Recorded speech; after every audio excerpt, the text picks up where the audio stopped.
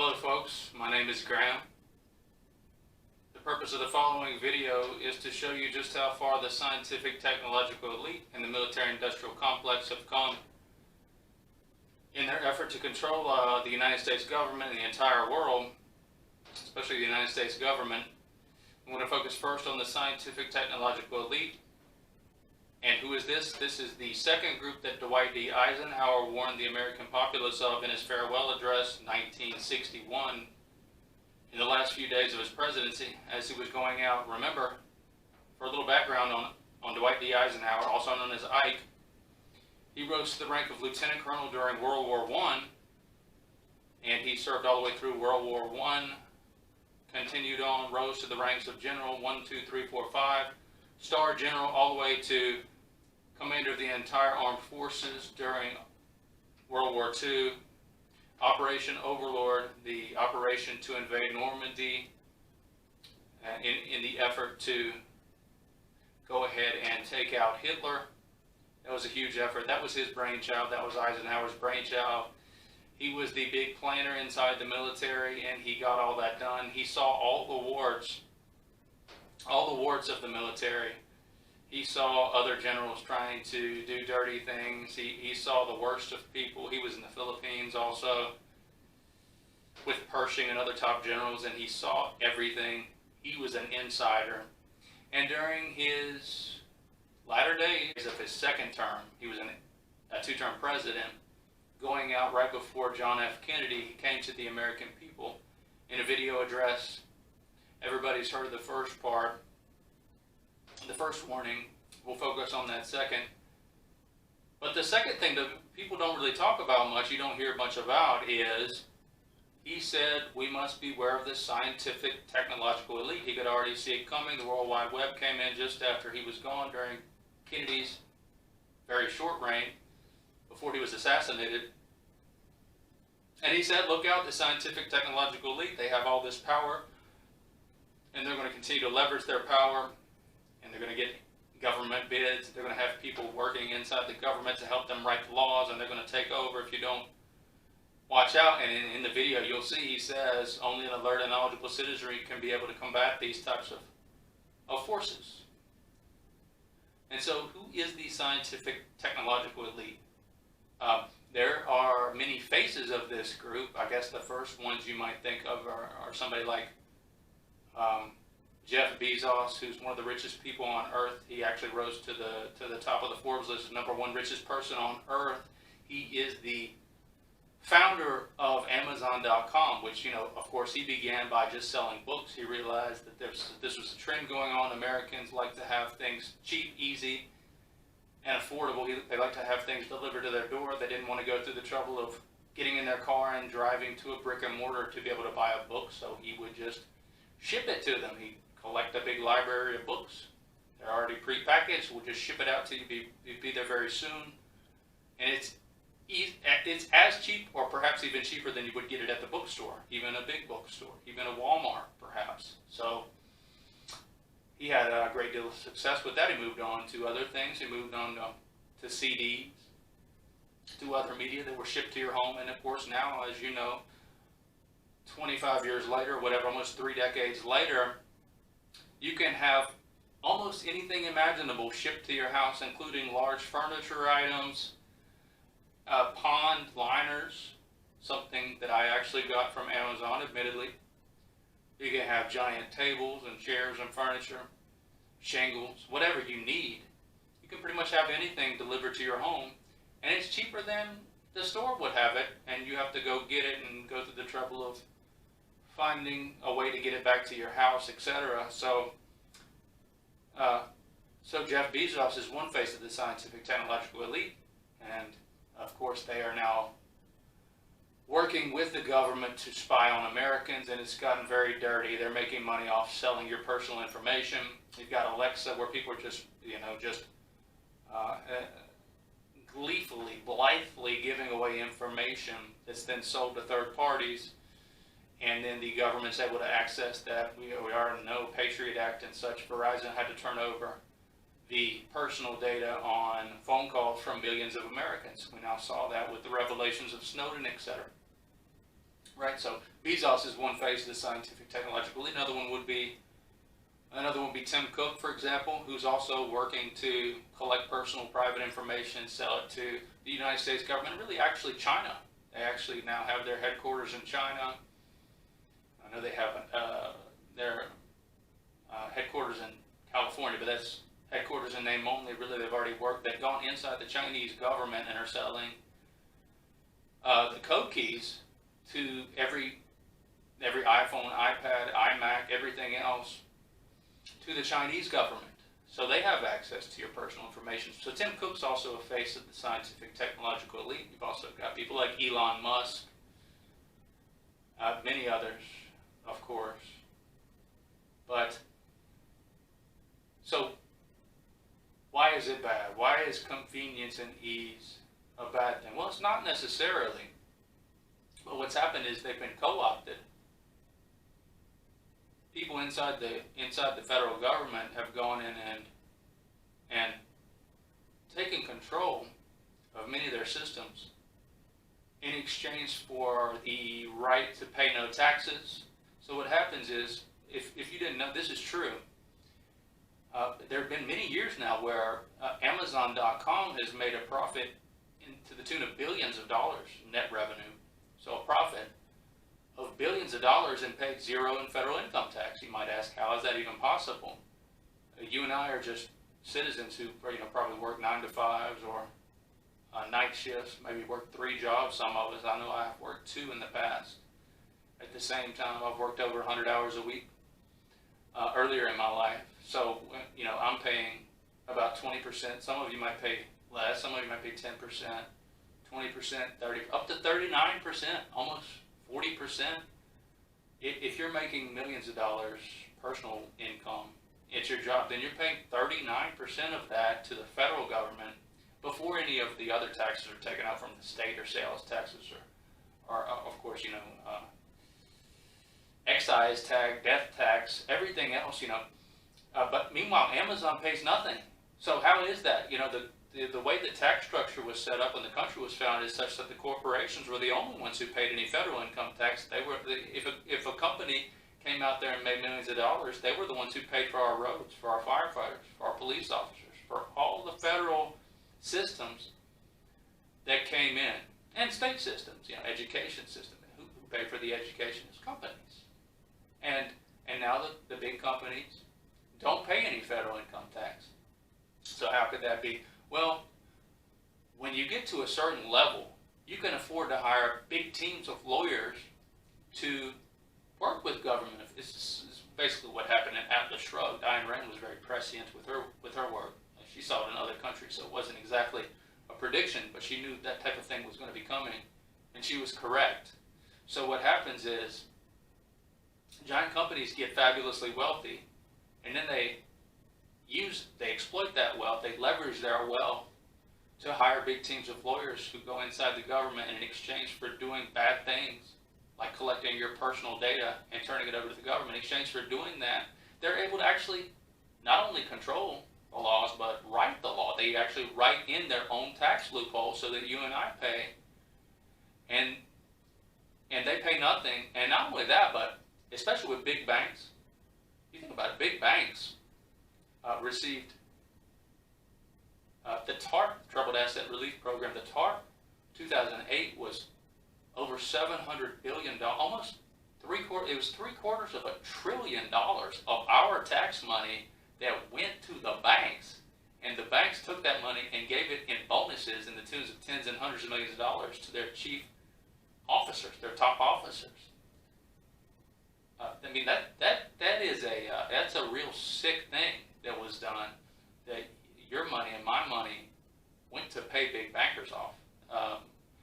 Warren Buffett, for example, the Oracle of Omaha, supposedly this great genius who picks stocks and does well for himself.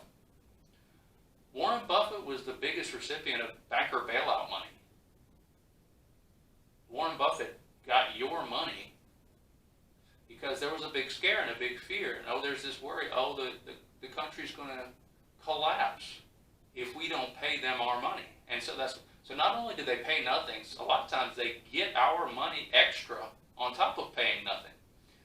And so that's the type system that we've evolved into, and it's because the scientific technological elite has taken hold, and they weaved their web deep inside the government, and now they basically write all the laws. They tell the politicians what to do, so the corporate donors say, hey, Joe Biden, say this now.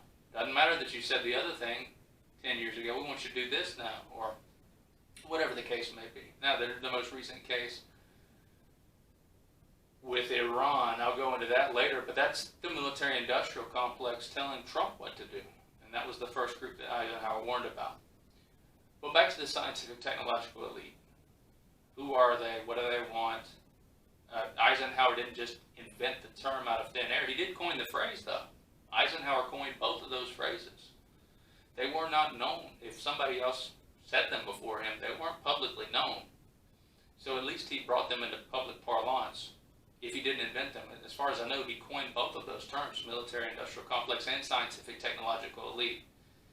But the scientific technological elite, all the way back in the early 60s, they were already working on the World Wide Web, which was, it was founded and funded by government contractors, mostly DARPA. And that wound up morphing into Google. And Google now, they do things like, if you remember the Pokemon Go game, that was done. We already have the Google cars driving down the roads and filming your homes, including even sometimes, the blinds are open, they're filming inside of your house, and that data collected by the Google car is sent back to Google where it's stored, and now you can take Google Road View on Google Earth and zoom in and look through people's windows, drive down any street. But the Pokemon Go game just took it another level. They had people actually walk out into the woods and walk inside of companies and malls and businesses and things and film inside of them, and that actually went back to Google because they purchased rights to it through Nintendo, who had also went in and purchased. Nintendo was part of the purchasing agreement when they released that game, Pokemon Go, which stands for Pocket Monsters. And there's a big monster with the 3 pink spikes out in the in Stonehenge, where what is it, or wherever they don't have footage of yet. That's where the big monsters were.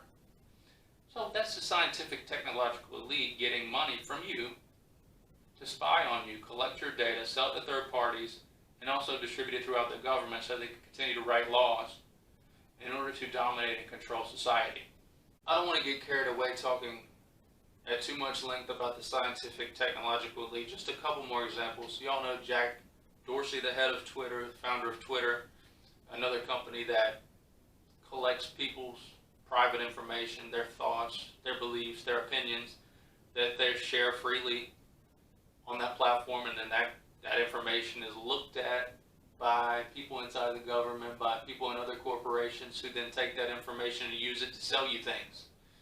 Another big company inside the scientific technological elite, of course, is Mark Zuckerberg, Facebook founder, co-founder. Of course, that company was founded while he was a student at Harvard with some other students there who basically just put up yearbook photos of young ladies and women who were students and staff at the school, and then they had men go and vote on who was the most attractive. I don't think Zuckerberg, of course that grew into what it is now, and it evolved, but I don't think Zuckerberg in his mid-20s would have banned controversial voices because controversial voices are popular a lot of times. People want to go and see what are they saying that's different. That's the whole premise of this channel, this website, this show, Heresy Herald. It's a heretical view. It's people pointing out that not everything is as it appears, right? But so Zuckerberg wouldn't have banned people like he's doing now. He's doing it now because he's gotten so fantastically wealthy, and his corporation is doing so well that they're able to hire lawyers, much like Bezos has done, to manipulate the tax code, to force the government to operate at their whim, to actually help write the laws that get passed by Congress and signed by the president, so people can now lightly post information about where they're going, what they're doing. People can exploit that information, take advantage of them. People say, oh, I'm going on a 1-week vacation to Hawaii with my family. I hope our house doesn't get hit by the storm front. I hope we don't get a hurricane. I hope that hurricane doesn't hurt our house while we're gone for a week. And then, people come in and steal their things. But, that's not even the scariest part. The scariest part is all that information is there forever, and people can exploit it. You can say something around your telephone at this point, and the microphone picks it up, and it gets decoded with an algorithm that turns it into text and gets sent to other people, sold to third parties, who can then know exactly what you're talking about and sell you they can sell you products based on what they've learned from your voice print. So that's going on. And there are microphones in almost every electronic device now that pick up your voice. So Zuckerberg bans controversial voices now. Why? He goes to Congress. You can see him testifying. They tell him, hey, we don't like this guy. Ban him. We don't like her. Get rid of her. We don't want her on your... And he does it. He just goes... He'll say, oh, yeah, we're working on it now. I'll call my guy. We'll get her off the platform. But they don't ban people like that New York Times reporter who said, kill all men.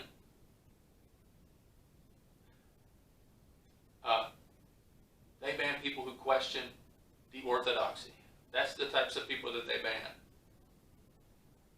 And they've been very successful at it.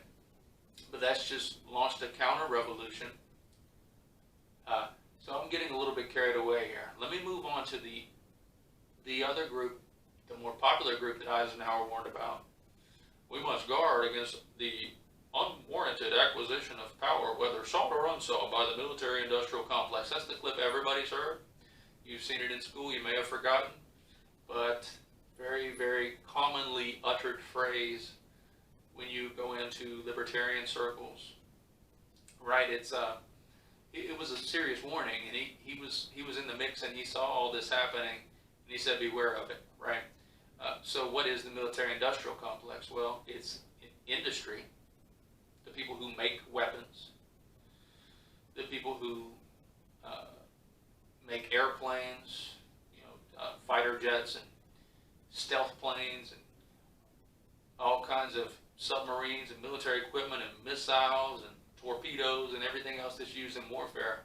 Those industries now get government contracts to collect taxpayer money in order to launch wars. And those industries sell those arms to countries all over the world. The United States government famously sent your tax dollars to corporations and individuals and groups who are actually our enemies. We funded and trained bin Laden, for example, who at the time was fighting the Russians for invading Afghanistan. Right? And it's funny how the worm has turned now. We've gone to a big war in the last 20 years. So 9/11 really changed things. That attack killed right at 3,000 people, 3,000 Americans, 3,000 civilians in the United States. And 17 out of the 19 hijackers were all from Saudi Arabia. They were funded through Saudi Arabia, but we were also supplying them money and aid and training through the CIA. And a lot of them actually trained in the United States. And then they hijacked those planes and killed people on our soil. And we didn't attack Saudi Arabia, but we claim, it's the Taliban. That's the group who's harboring bin Laden. So we went after the Taliban. We bombed Iraq. We bombed Afghanistan, and we took out the Taliban. And then we stayed, and we're still there. And most folks don't want us there. They've got their own country. They've got their own problems, and us staying there is a recipe for continuing hostilities. But even worse, of course, we then went into Iraq, who had nothing to do with the 9/11 attacks, because the public was so hyped up for war, so amped up with military aggression, they were able to sell that war pretty easily. All they had to do was convince Colin Powell that Saddam Hussein was trying to procure yellow cake uranium from Niger to rebuild their nuclear arms arsenal. They never acquired any nukes. They never had any nuclear weapons, but they were trying to build it back up, and they weren't. It was a false report.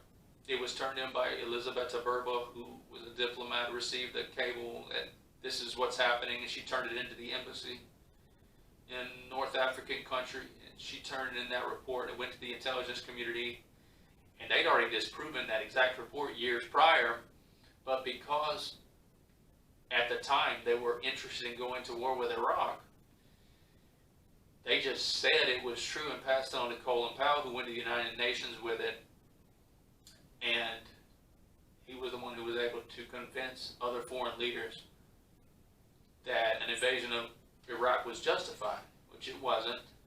And now there's over 2 million people dead, and the people who manufacture the weapons, the people who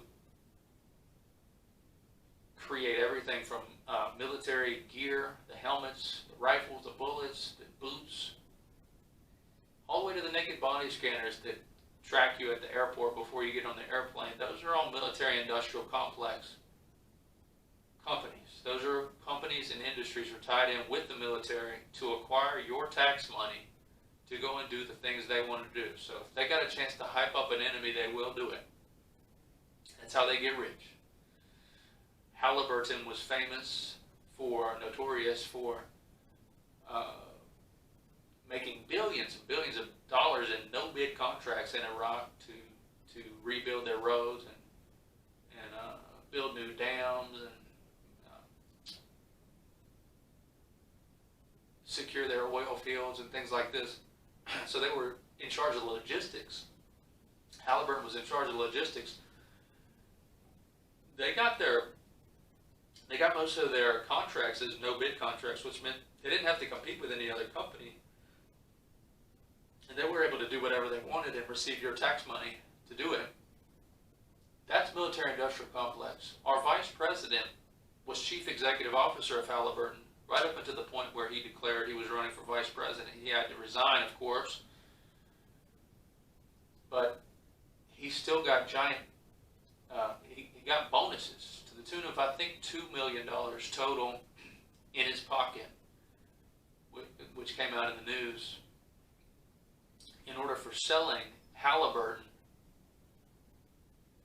to Bush and others inside the United States government. Sold Halliburton as the best logistical company to go in and fix Iraq. That's the military-industrial complex.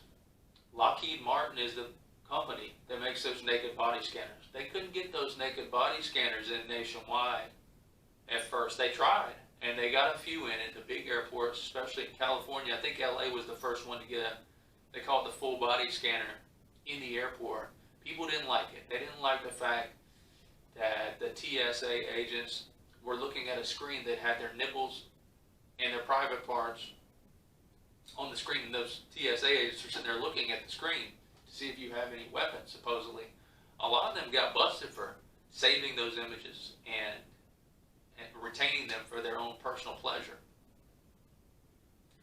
So how did we get the full body scanners, which are basically in every airport nationwide now? How was Lockheed Martin able to make all these billions of dollars selling these full body scanners, which nobody wanted, to the airports nationwide? Well, it was the shoe bomber. If you remember Richard Reed, this guy with the crazy hair who went in and tried to ignite a bomb on an airplane inside of his shoe. That's the reason why you also have to take your shoes off at the airport now. That's what it took. He was tackled by passengers and arrested. But the damage was, that was how they mobilized public support for those full body scanners. And Lockheed Martin couldn't have been happier. They were elated to see that shoe bombing incident. He immediately went to action, and they sold that to the government and said, hey, look, this is what we need. This is the solution. And the government went right for it, and they gave them all your money that you pay in taxes to put those full-body scanners in at the airports, and now they're all there. That's military-industrial complex. So this is what Eisenhower warned us about. We now control all the poppy fields in Iraq, Afghanistan, especially Afghanistan. They have the best, most fertile soil for poppy, and we now have increased the production of poppy by 97%. Of course, poppy is what they use to make the hydrocodone pills that thousands of people die in this country of every year, overdosing on morphine and fentanyl and everything else that's a morphine derivative. Actually, fentanyl is synthetic, but morphine, heroin,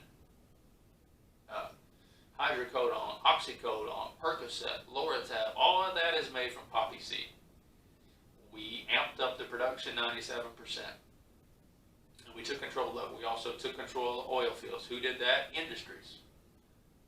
Who got contracts through the military to do what they do. To do logistics support, to manufacture weapons, to build dams, to do whatever that particular company does. That's the military-industrial complex. This is what Eisenhower was talking about. He saw it in his day-to-day life as a general, a top officer in World War I, a 5-star general, and commanded the entire army during World War II. He saw it all. He said it was coming. He said only an alert and knowledgeable citizenry can even know what's happening in order to resist it in any way at all, really, to be able to understand what the problem was and be able to resist it through whatever means possible for people. So you would think a candidate like a Tulsi Gabbard would be a spectacular dream for Democrats. This heroic war veteran she's young, she's intelligent, she served in the military, but not as a fighter. She didn't kill people. She was a medic, so she nursed people. So she was there. She was in Iraq. She saw it all. She understands the terrible burden of war it can have on the soldiers who are killing themselves. Almost one per hour now. One per hour. One former military officer. Military personnel kill themselves 1 per hour in this country now. A lot of them overdose on opium that they grew and nurtured in Afghanistan. So that's the military-industrial complex. These are the people who convince our government to launch foreign attacks. Why? Because they can benefit to the tune of billions of dollars. So of course they have people inside the government. Of course they have lobbyists and generals and people like Dick Cheney who lobby for those companies and become personally enriched by doing so. So, Iran. If you remember Wesley Clark, he was a 3 or 4-star general, I can't remember exactly, during the Bush Jr. tenure. So Wesley Clark was up there and he said, look, we're getting ready to go. I can't believe this, but I was told by top military brass, we have a plan. This is right after the attacks, not before we even went to war with Afghanistan, if I remember correctly, or right afterwards. And Wesley Clark, you can pull it up on YouTube. Wesley Clark said, yeah, we're getting ready to go to war with 7 different countries. First Afghanistan, then Iraq. I can't remember them all. It was Syria, Libya, Yemen, and the last one, the 7th one, was Iran. And now here we are at the doorstep of war with Iran. It's a very dangerous situation. Who's promoting the war? Who is going to benefit? That's what you have to ask yourself if you want to make an informed and correct decision. Now, to understand who Soleimani is, he was the head of the Quds Force in Iran, which is pretty much almost a direct analogy would be the Central Intelligence Agency in the United States. He was a CIA. He was the CIA leader. So basically what the Quds Force did is they went around to foreign countries and took out groups that they thought would be threatening to their own country and to their own interests. So they took out a lot of ISIS. They were actually, the reason they were in Iraq was to fight ISIS, which doesn't get reported much in the United States in the media. You don't see a lot of, Soleimani was a huge opponent of ISIS and was taking out ISIS all over the Middle East. So that's what he was doing. But we took him out. So the equivalent, as I said, it's almost a direct analogy to think of the Quds forces, the CIA of Iran. It would be, taking out Soleimani would be the equivalent of a foreign nation launching a missile from a drone that took out Chris Wray, who's the head of the FBI, and other top intel community. Maybe would take out John Brennan or the CIA leader, Pompeo. It would be as if all those guys were in a convoy in a foreign country, launched a missile from a drone and blew them all up. Now, if that happened, we would launch a huge war, and it would probably result in the deaths of millions more. And so it is a dangerous situation. And Iran is not a pushover. Iran has nuclear weapons. They've had for over a decade, according to some reports. They have advanced missile systems. Iran is fairly new. It came around in the 40s under the advice of Hitler, who came in there, and actually, Iran is actually the Farsi word for Aryan, because Hitler thought they had ties to the Aryan race. But the point is, Persia is an ancient empire that it was a country of intellectuals and scientists who were inventors, and they were very bright and still are very capable people, and they have an advanced military capability. And it's a dangerous thing to go in there and launch a strike that takes out Soleimani. Soleimani's the head. It'd be like Pompeo, a cabinet official, the head of the CIA. It's very dangerous. So we'll see whether that was the right decision in the course of time. But the point is, who is going to benefit? Who makes the drones? Who makes the missiles? Who makes the planes? This is the military-industrial complex, and they're now completely intertwined with the scientific technological elite. And that's just, technology has exploded, probably beyond what Eisenhower could have imagined. I'm not sure. He may have, who knows? Deep inside DARPA and elsewhere, they probably have technology that's far advanced to the technology that's commercially available to private citizens. So Eisenhower may have seen things that were far ahead of his time, but that's why I've titled this video, Eisenhower's Nightmare Came True.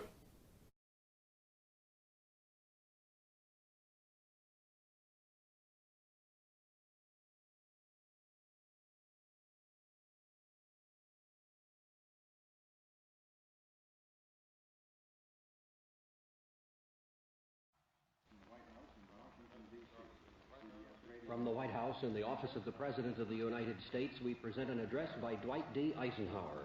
This is the farewell address for President Eisenhower, whose 8 years as chief executive come to an end at noon Friday. Mr. Eisenhower has chosen this time for his final speech. Ladies and gentlemen, the President of the United States. Good evening, my fellow Americans. First, I should like to express my gratitude to the radio and television networks for the opportunities they have given me over the years to bring reports and messages to our nation. My special thanks go to them for the opportunity of addressing you this evening.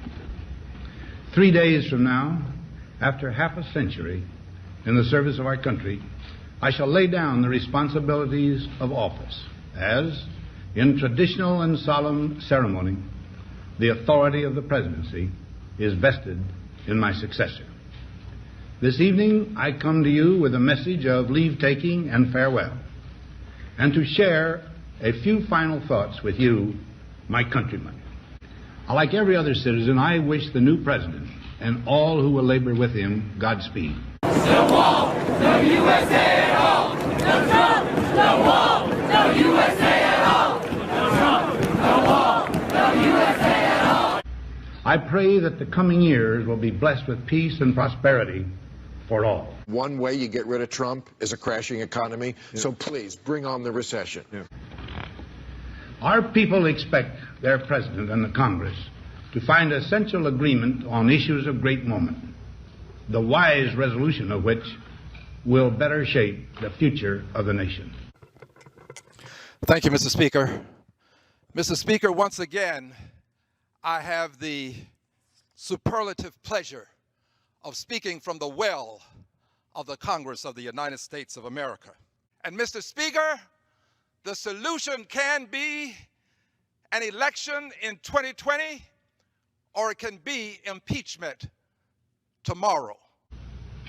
My own relations with the Congress, which began on a remote and tenuous basis when, long ago, a member of the Senate appointed me to West Point, have since ranged to the intimate during the war and immediate post-war period, and finally to the mutually interdependent during these past 8 years. In this final relationship, the Congress and the administration have, on most vital issues, cooperated well to serve the nation good rather than mere partisanship, and so have assured that the business of the nation should go forward. So my official relationship with the Congress ends in a feeling, on my part, of gratitude that we have been able to do so much together.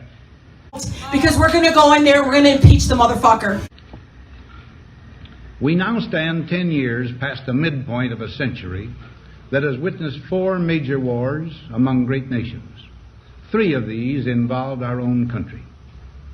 Despite these holocausts, America is today the strongest, the most influential, and most productive nation in the world.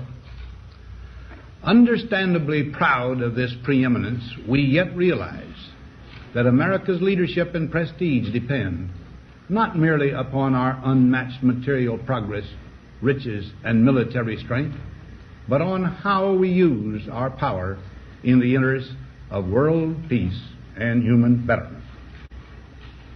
Throughout America's adventure in free government, our basic purposes have been to keep the peace, to foster progress in human achievement, and to enhance liberty, dignity, and integrity among peoples and among nations.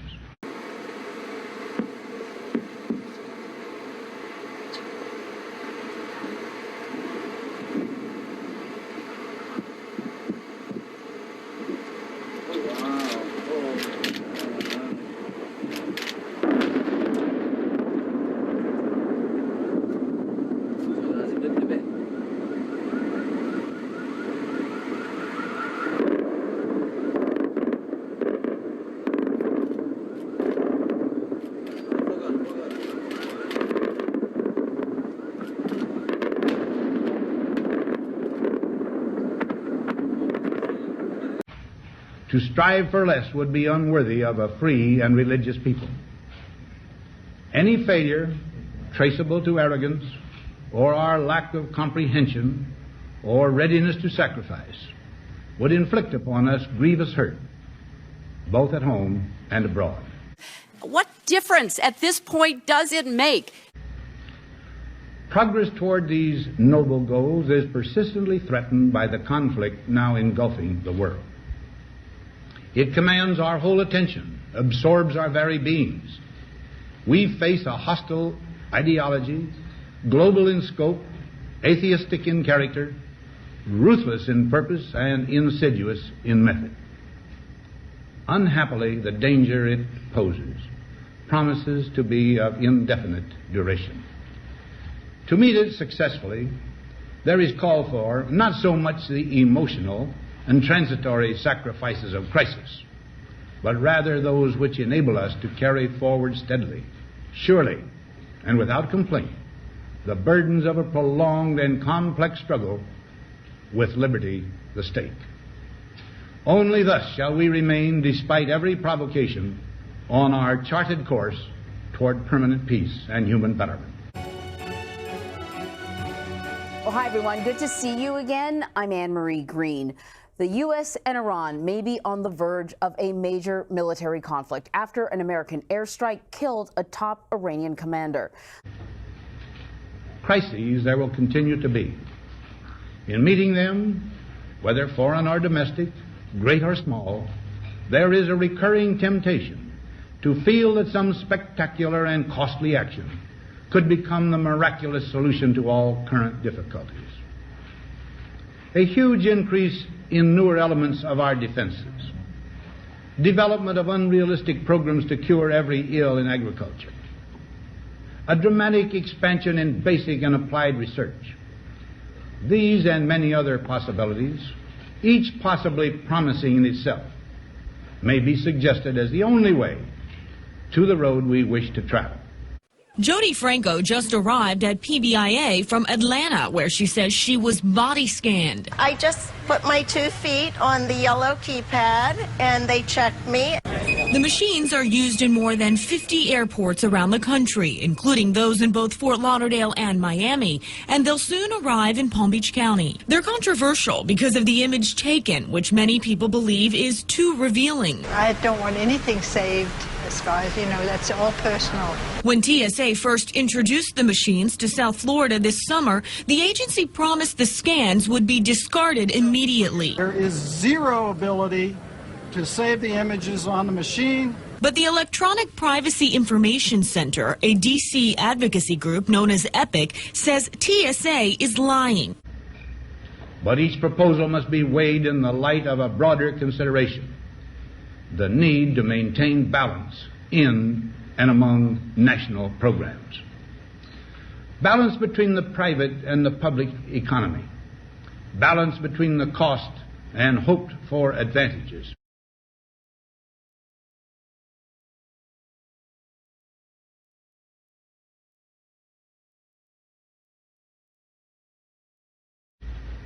Balance between the clearly necessary and the comfortably desirable.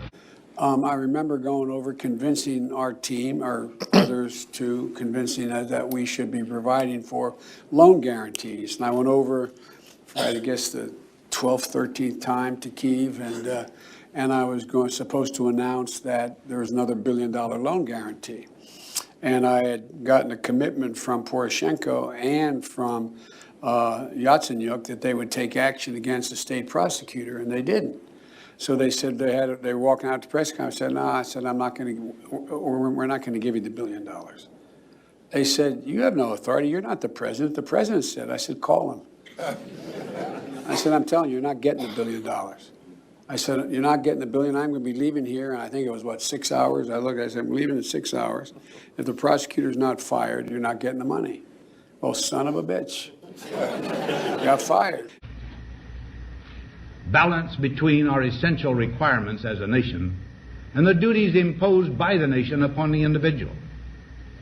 Balance between actions of the moment and the national welfare of the future. Good judgment seeks balance in progress.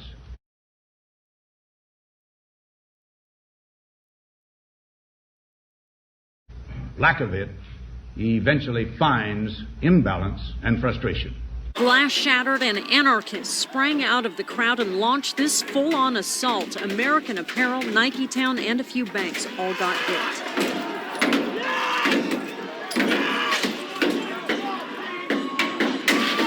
We just locked all the doors. I noticed that the glass was all buckling out front here.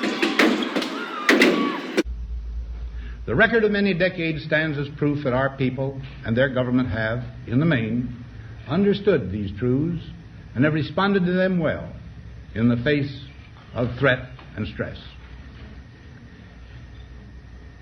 But threats, new in kind or degree, constantly arise.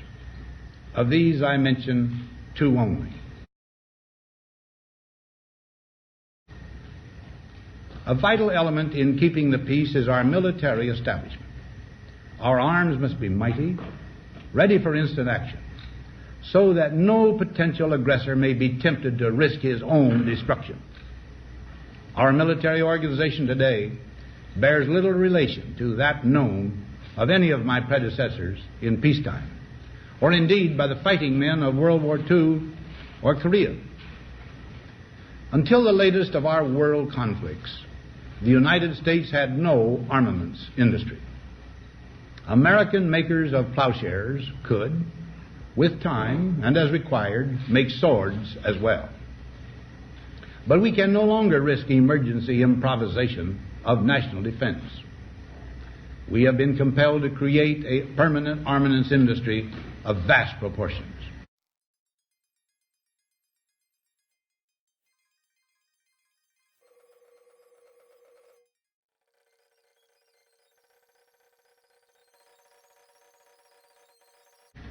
Added to this, 3.5 million men and women are directly engaged in the defense establishment. We annually spend on military security alone more than the net income of all United States corporations. Now, this conjunction of an immense military establishment and a large arms industry is new in the American experience. The total influence, economic, political, even spiritual, is felt in every city, every state house, every office of the federal government. We recognize the imperative need for this development, yet we must not fail to comprehend its grave implications. Our toil, resources, and livelihood are all involved. So is the very structure of our society. In the councils of government, we must guard against the acquisition of unwarranted influence, whether sought or unsought, by the military-industrial complex.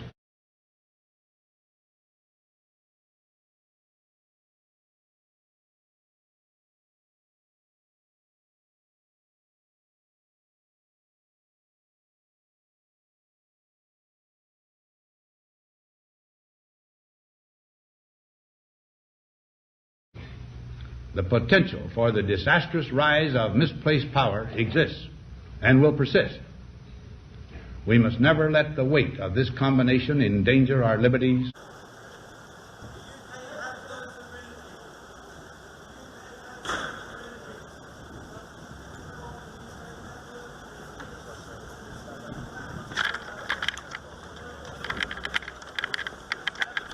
They must resist. You can't resist. That works.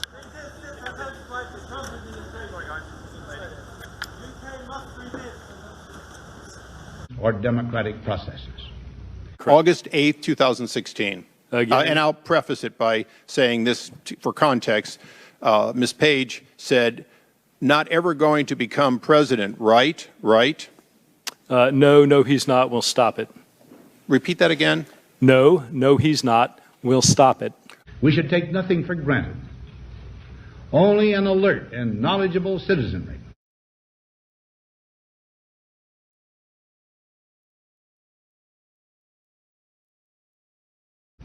can compel the proper meshing of the huge industrial and military machinery of defense with our peaceful methods and goals, so that security and liberty may prosper together.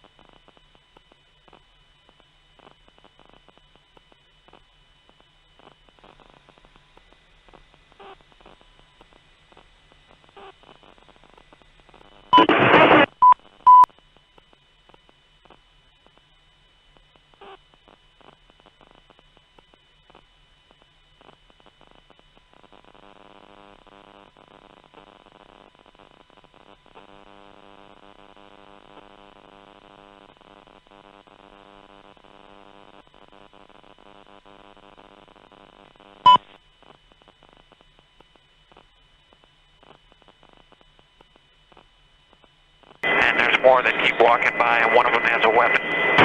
Roger, receive, target 15. Okay. 208. See all those people standing down there? Stand by. Roger. Stay firm. And open the courtyard. Yeah, Roger. I just estimated there's about 20 of them. There's one, yeah. Oh, yeah. I got a 6-1, or correct, Bandage 1-4, route 2-3. I don't know if that's... Hey, Bushmaster Element, copy at White 6. That's a weapon. Yeah. Hotel 26, Crazy Horse 18. We'll call free change by Charlie Mike Bravo. Speed 37. Number at White 6, Bushmaster 6, Romeo. Roger. Fucking break. Hotel 26 is Crazy Horse 18. Have individuals with weapons. Bandage 1-4, radio. Radio, Bandage 1-4, route. Yep, he's got a weapon too. Hotel 26, Crazy Horse 18. Have 5 to 6 individuals with AK-47s. Request permission to engage. Roger that. We have no personnel east of our position, so you are free to engage over. Alright, we'll be engaging. Roger, go ahead. I can't get them now because they're behind that building. Any Bushmaster Element, copy We got RPG. Alright, we got a guy with an RPG. I'm going to fire. Okay. No, hold on, let's come around. Behind buildings right now from our point of view. Yeah, we're going to come around and Hotel get 26 has eyes on individual with RPG. Getting ready to fire. We won't. Yeah, we got a guy shooting. Now he's behind the building.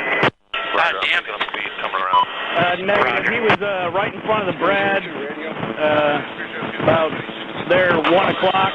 Haven't seen anything since then. Just fucking, once you get on, just open up. Okay, Roger. I see your element. You got about 4 Humvees out along this. You're clear. All right, firing. Line here. When the space line, let me know when you have it. We'll shoot.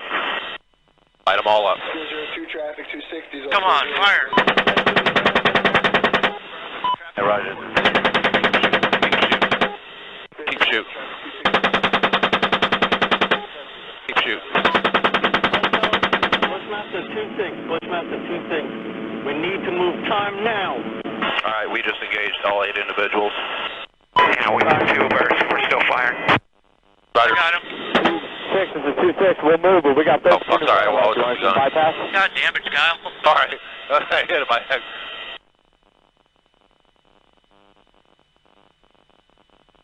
Alright, you're clear. Alright, I'm just trying to find targets again. Bushmaster 6, this is Bushmaster 2-6.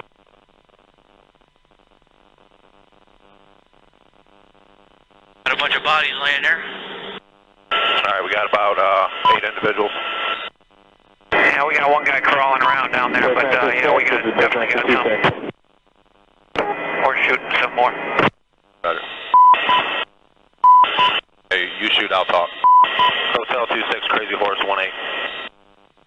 Crazy Horse 18, this is Hotel 26, over.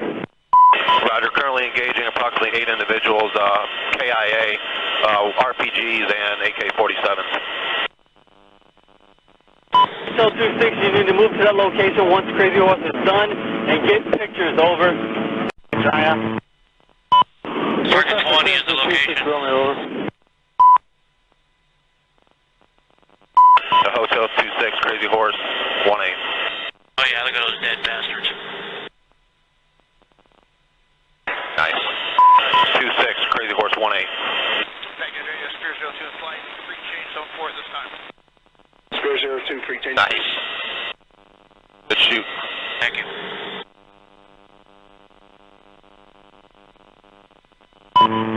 Hotel 26. Hotel 26, Crazy Horse 18.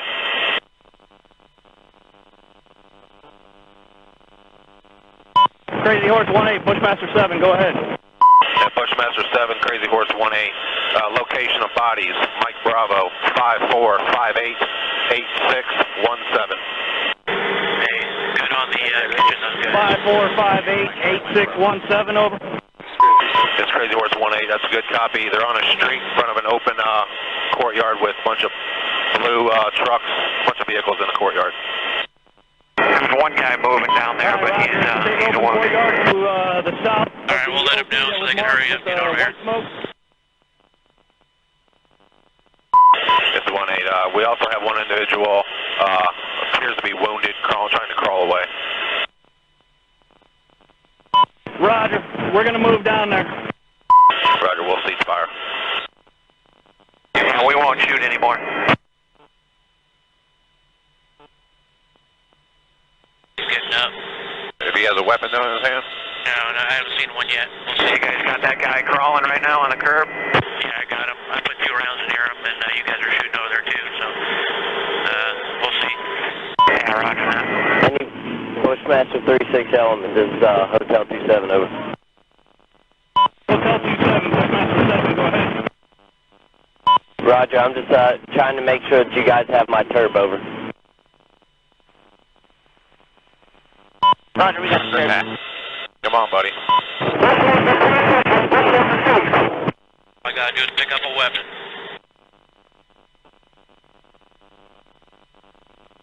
Crazy Horse, this is Bushmaster 5, or Bushmaster 4, break.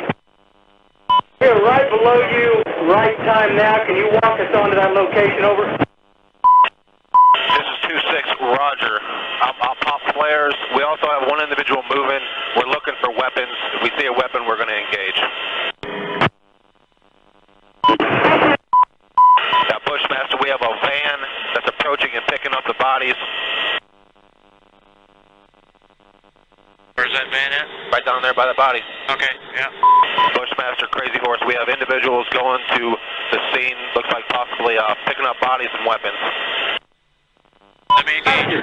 Hey, we need to stop that so we can get down there. We shoot. You see my location? Roger. Break. Crazy Horse 1-8. Request permission to engage. I'm picking up the wounded. Yeah, we're trying to get permission to engage. Come on, let us shoot. Bushmaster, Crazy Horse 1-8. We're taking him. Bushmaster, Crazy Horse 1-8. This is Bushmaster 7, go ahead. Roger, we have a black SUV or bongo truck picking up the bodies. Request permission to engage. Bushmaster 7, Roger. This is Bushmaster 7, Roger, engage. 1-8, engage. Clear. Come on. Clear. Clear. We're engaged as well. Coming around, clear. Roger. Trying to, Clear. Roger, I lost him in the dust. I got him. I'm firing. George, this is Bushmaster 4. You got any BDA on that truck, over? You're clear. This is Crazy Horse, stand by. Not shooting for some reason. Go ahead. I think the van's disabled. Go ahead and shoot it. I got an azimuth limit for some reason.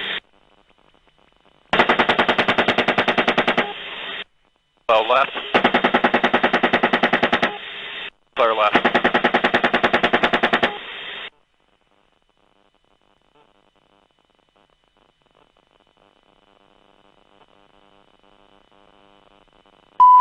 Alright, Bushmaster, Crazy Horse 1-8.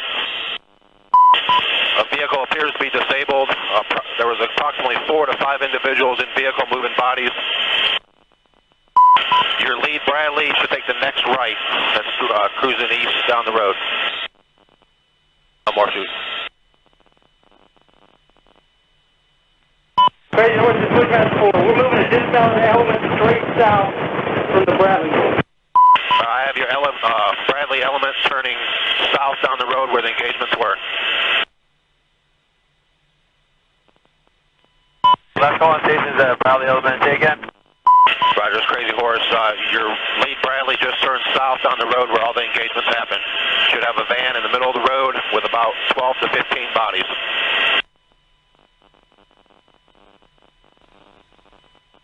Oh yeah, look at that, right through the windshield. Alright, there was approximately 4 to 5 individuals in that truck, so I'm counting about 12 to 15. I'd say that's a fairly accurate assessment so far. Oh, roger that. Everyone, just be advised, Bushmaster 6 are getting...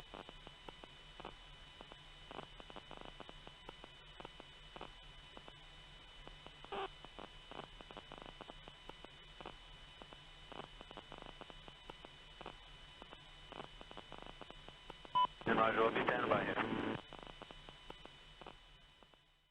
Over 5-2 radio. Yes, Viper 52 departing zone 208 for zone 4. We call frequency I just drove over a body. Yeah. Viper 52, report free change zone 4. Maybe it was a visual. Frequency. I just drove over a body. Yeah. Viper 52, report free change zone 4.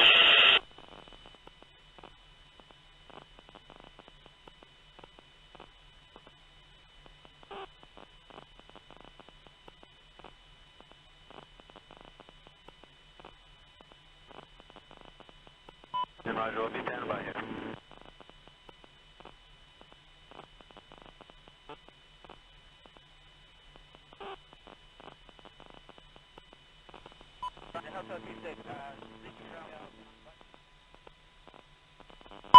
Hey, I need to get the brass to drop ramps. I got a wounded girl. We need to take the rest of mine. Bushmaster 7, Hotel 26, do you want us to move to your location, over?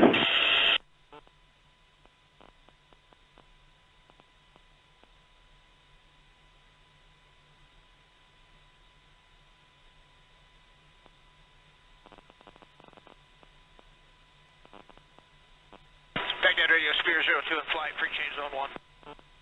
Spear 02, free change cruise zone 1. Bushmaster 6, Hotel 26, over. Hotel 26, this is Bushmaster 7, Roger, come to our location. Okay, Roger, we're moving up north on Gaddens, and then we will push east to your location. For zone 4, en route zone 311, we'll call arrival. Aggressive 20, Commando 89ers active, port arrival 311. 20. Baghdad Radio, aggressive 34 is off zone 208 for zone 1. Call for change. Aggressive 43, zone, correction, aggressive 34, zone 30 is closed, report free change zone 1. Aggressive 34, welcome. Roger. Roger, that's negative on evac at the two civilian kids to Rusty. They're going to have the IPs link up with us over here, break. And IPs will take them up to a local hospital, over. That's your copy, over. Roger that. White to tell.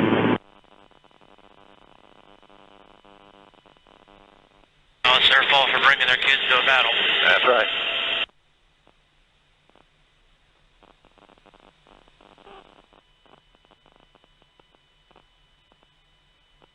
Crazy Horse 1A will be setting up north to south, engaging with Hellfire.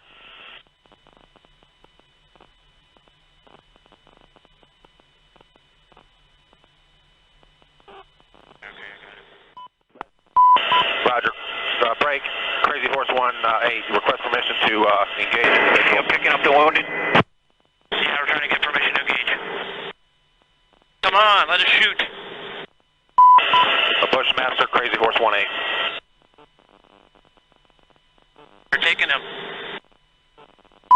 Bushmaster, Crazy Horse 1A. Last calling station, Hotel 26.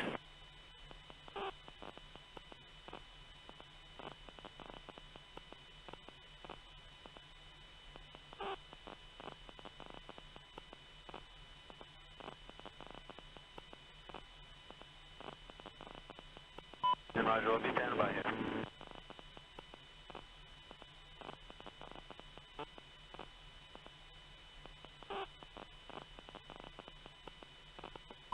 Hotel 26, you want your hotel 2 element? And a black vehicle on our target, right to the north of the mall. Yeah, I would like that, over.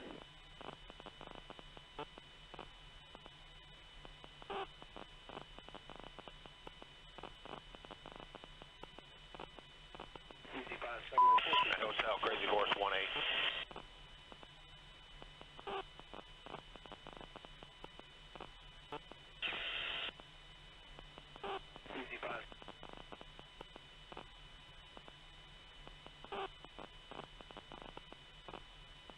Moving south by the Moss Dome on that road. Oh yeah, look at those dead bastards.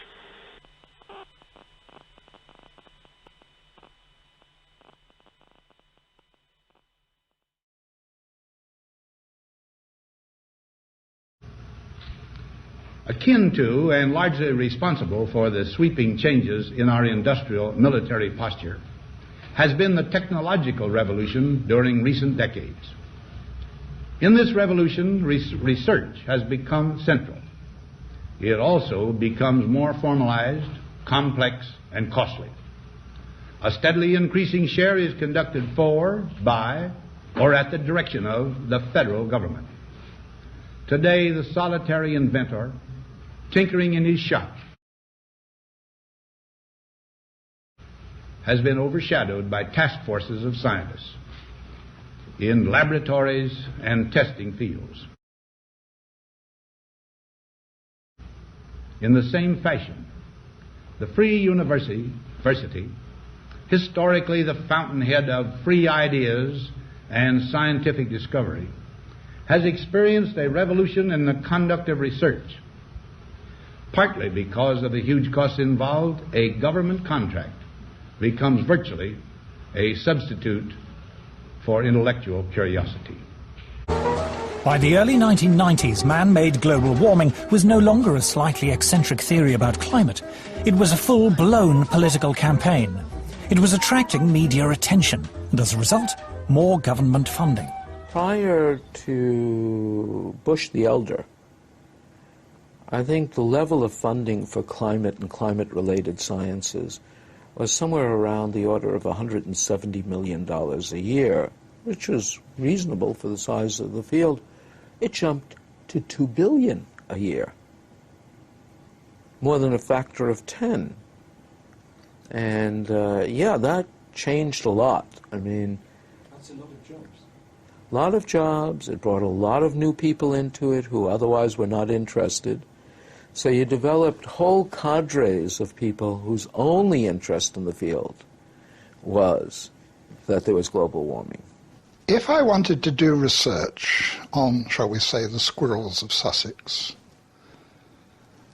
what I would do, and this is any time from 1990 onwards, I would write my grant application saying, I want to investigate the nut-gathering behavior of squirrels with special reference to the effects of global warming.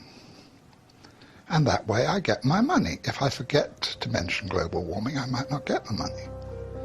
There's really no question in my mind that the large amounts of money that have been fed into this particular, rather small area of science have distorted the overall scientific effort.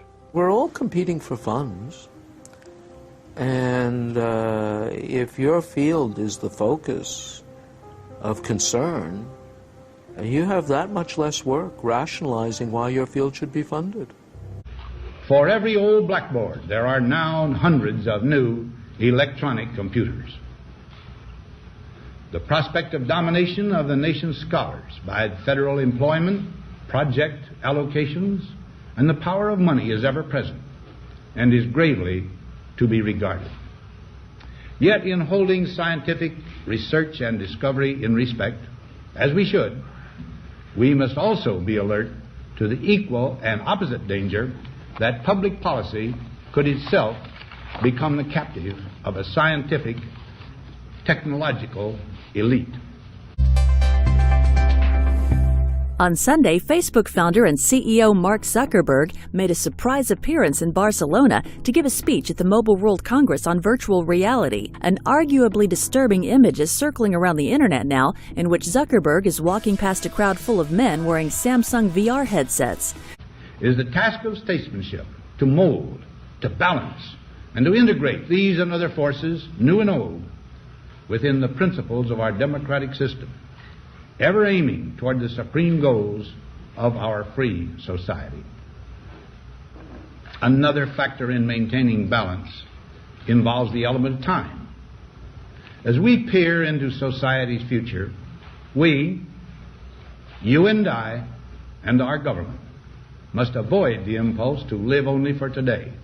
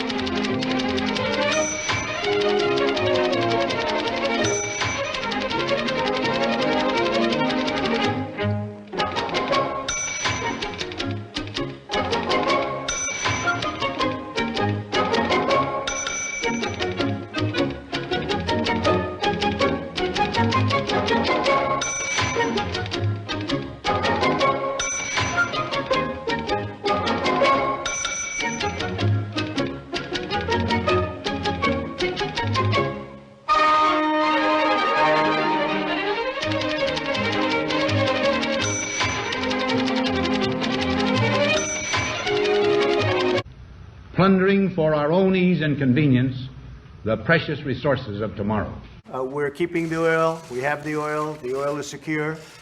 We left troops behind only for the oil.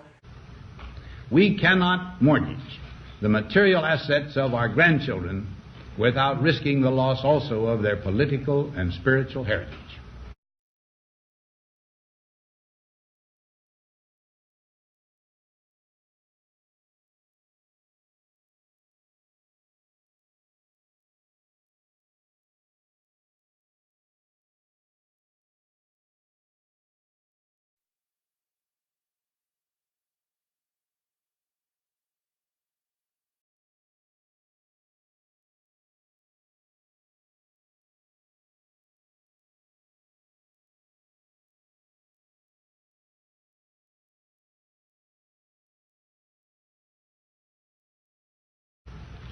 We want democracy to survive for all generations to come, not to become the insolvent phantom of tomorrow.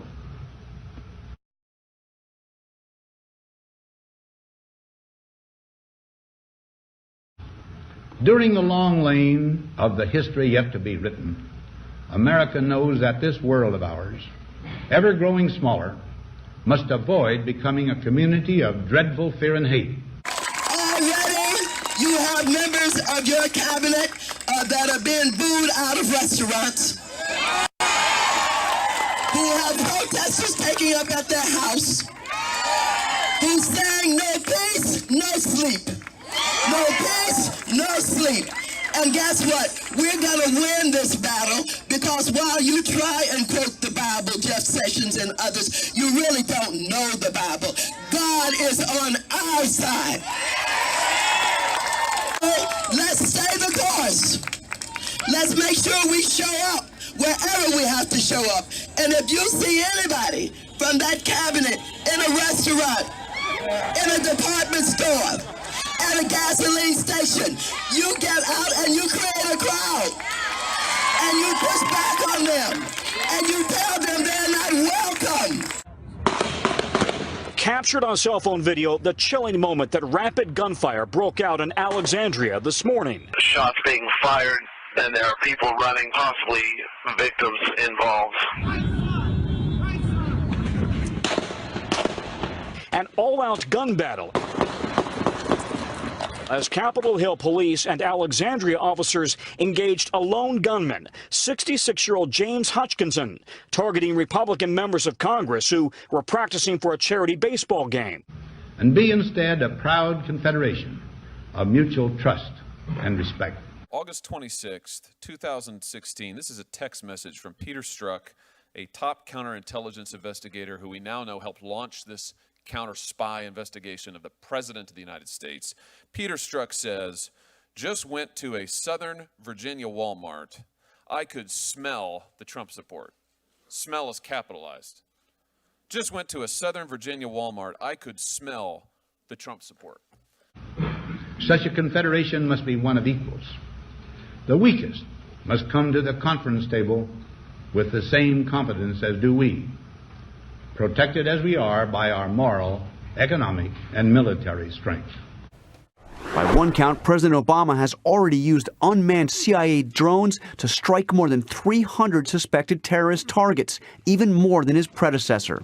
But today we learned just how much authority the administration believes it has to kill without trial or evidence suspected terrorists, even American citizens.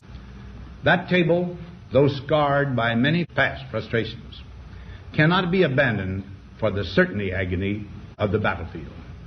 Disarmament with mutual honor and confidence is a continuing imperative. We're going to have the strongest military we've ever had by far. We're increasing arsenals of virtually every weapon. We're modernizing and creating a brand new nuclear force. And frankly, we have to do it because others are doing it. If they stop, we'll stop. But they're not stopping. So if they're not going to stop, we're going to be so far ahead of everybody else in nuclear like you've never seen before. Together we must learn how to compose differences, not with arms, but with intellect and decent purpose. Because this need is so sharp and apparent, I confess that I lay down my official responsibilities in this field with a definite sense of disappointment. As one who has witnessed the horror and the lingering sadness of war, as one who knows that another war could utterly destroy this civilization which has been so slowly and painfully built over thousands of years,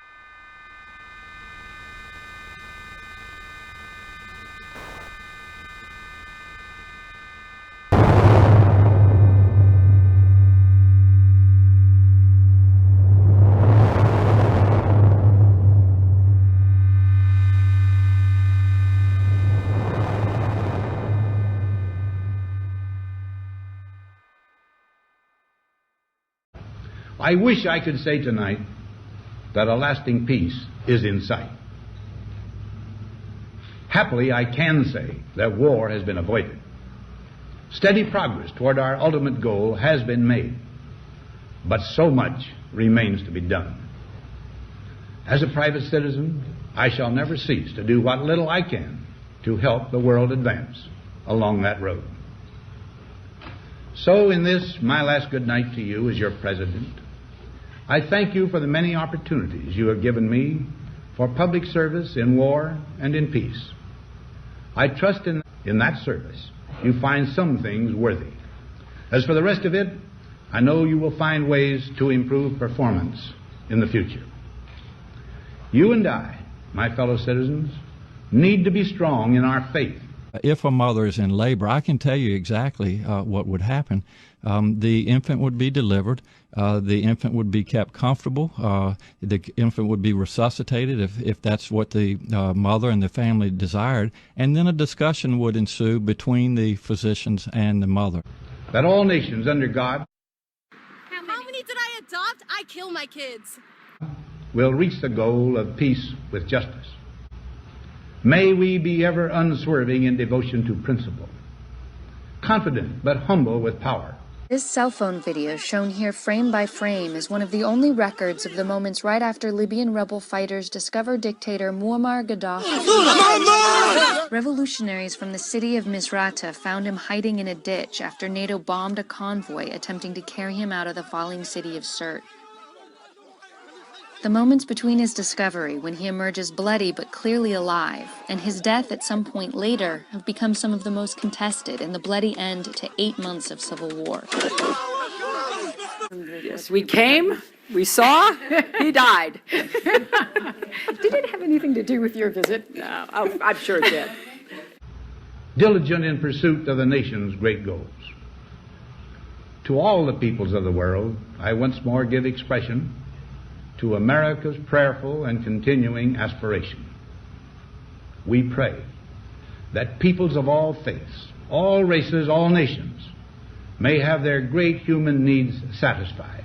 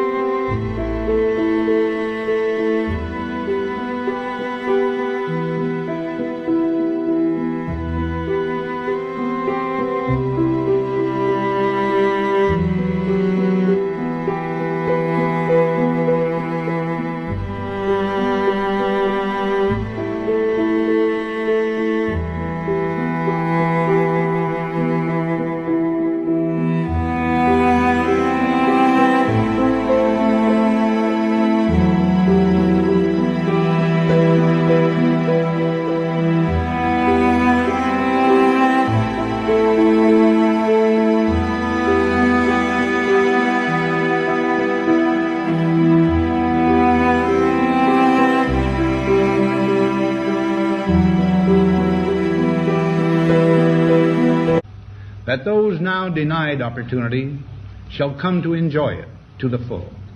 That all who yearn for freedom may experience its spiritual blessings. When last week the news broke that our public library was going to be hosting a drag queen storytelling hour. Those who have freedom will understand also its heavy responsibility. That all who are insensitive to the needs of others will learn charity.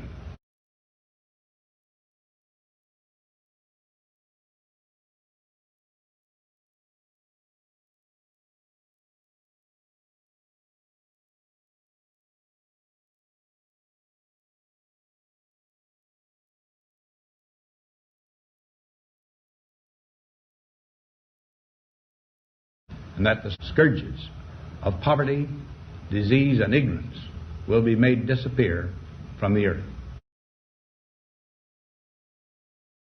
And that in the goodness of time, all peoples will come to live together in a peace guaranteed by the binding force of mutual respect and love.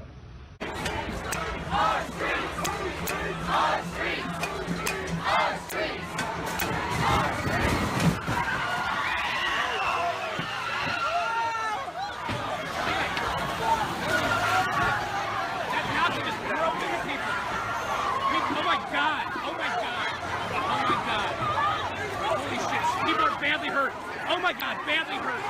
Badly hurt. We need paramedics right now. Holy shit. The car just drove into people, causing a multi-chain accident. Fuck that shit, Jake!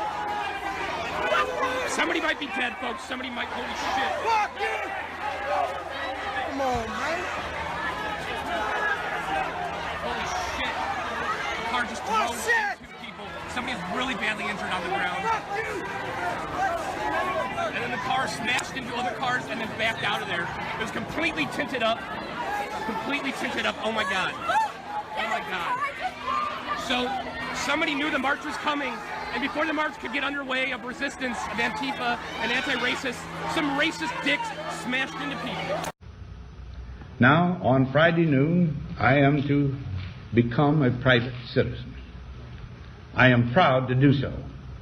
I look forward to it. Thank you, and good night.